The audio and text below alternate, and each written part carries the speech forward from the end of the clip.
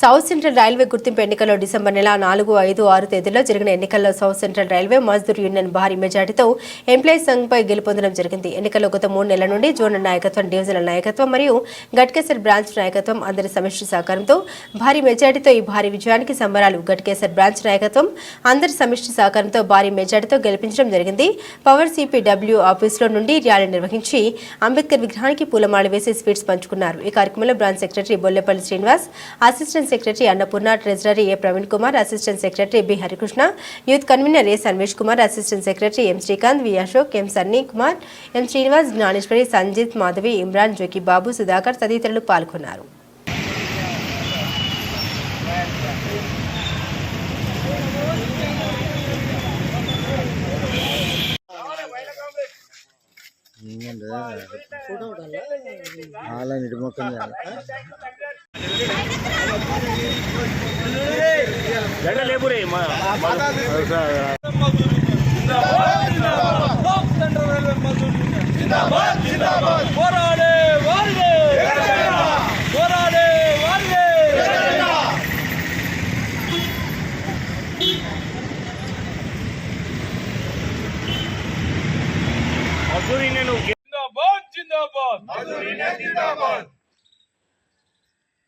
Southern Railway Mazdoor Union Jindabad. Jindabad, Jindabad. Workers Unity Jindabad. Jindabad, Jindabad. All India Railwaymen Federation Jindabad. Jindabad, Jindabad. పోరాడే వారిదే పోరాడితే పోయేదేమి లేదు పోరాడితే పోయేదేమి లేదు. మన southern railway Mazdoor union zonal గా భారీ మెజార్టీతో గెలవడం జరిగింది.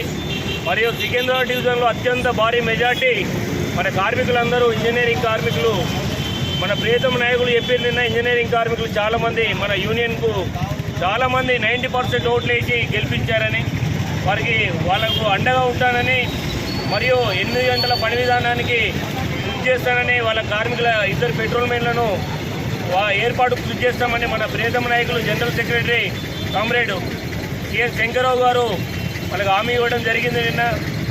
అదేవిధంగా పోరాటాలు చేసి అనేక సమస్యలు సాధించుకున్నాం.